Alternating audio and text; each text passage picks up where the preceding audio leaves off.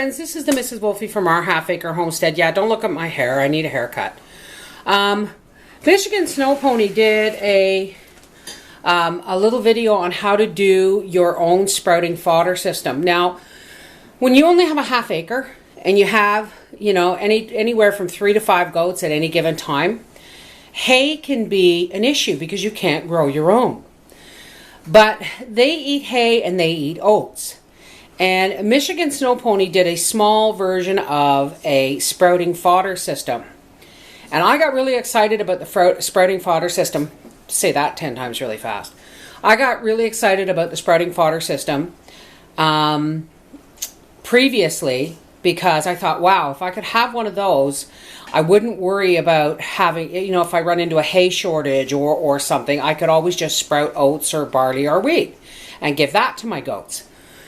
So what I'm going to do is I'm going to do a series on a home-built fodder system that will be perfect for my goats.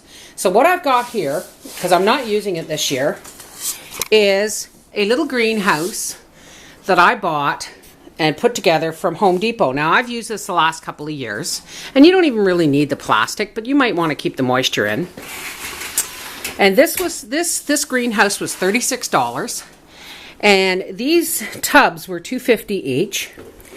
So this greenhouse will hold 16 of these tubs, which means I will have 2 tubs every day after the initial first days, because it takes 8 days to sprout, 7 to 8 days to sprout appropriately or properly.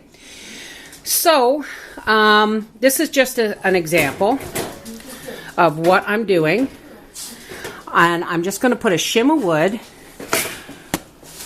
and I'll probably wire it right to the shelf. Now what you want to do is you want these to be tilted, if you notice the way these are tilted, so that the water, when you sprout them, will run down and go into the one below. But I haven't got that all set up yet. But right now we're just going to go, and I'm going to drill some holes, 3 holes in the end of each one of these.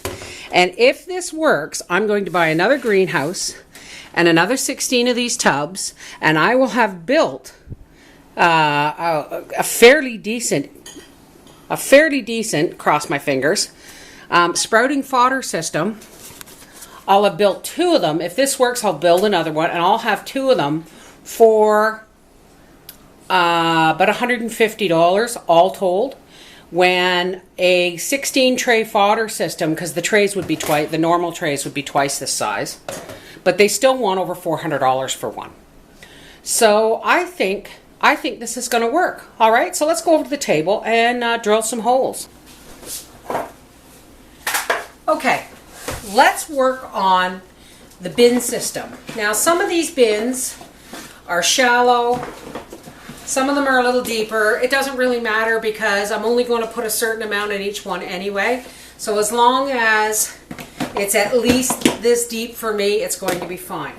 I got these at my local dollar store, and I'm really happy and pleased to say that these are made in Canada, and they are BPA free, which means they're food grade plastic. Or at least that's what I'm assuming. Now, normally I would feed my goats 1 can of this per goat. 1 can of oats per goat. I have marked my can because this is all I'm going to need.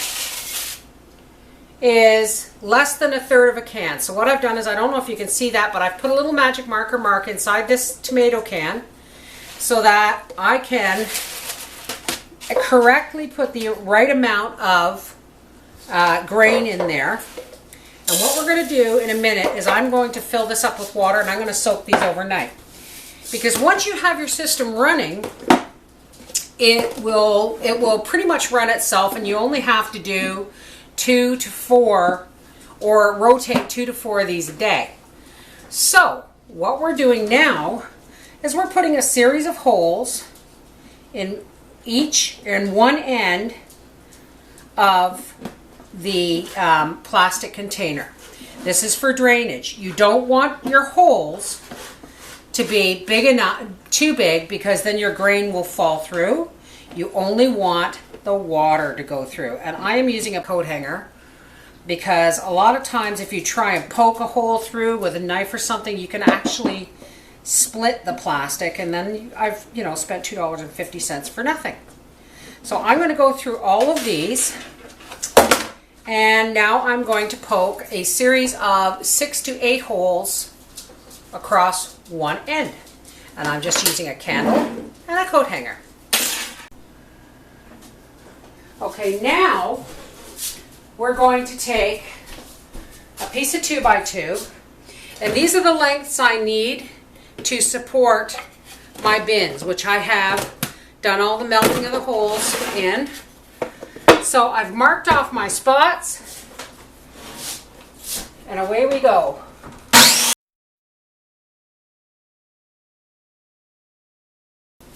Okay, now what we're going to do is I'm just going to put a nail. I could put one in each end, but right now I'm low, but I guess I'll do that. Just like this. And it doesn't have to be any particular size of nail. It can be little, big. You just want the nail long enough that it's going to catch on the wire shelf and it won't slide out from under your bins.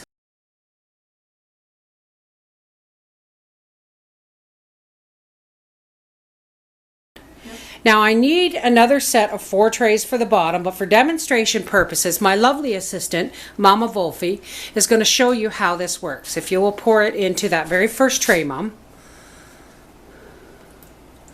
Go ahead, pour it all in. And it's going in, and it's running down there, and it's coming down here, into the one below, and it's going down into the one below here, and it's catching in the temporary cookie sheet in the bottom. So all you have to do, folks, every day is water your top trays. It is a trickle down system. Pretty cool, huh? The slant of the trays is really, really important so that your oats, after being soaked, will drain properly and not get moldy. There it is. The beginnings of my sprout oat fodder system. You gonna have a little drink of water there, Angus? You gonna have a little drink of water? Pretty cool, huh? This is the Mrs. Wolfie from our half-acre homestead saying one of these is $279 and you can make it yourself. This whole system was under $100, probably $70 just for this whole outfit. All right, take care.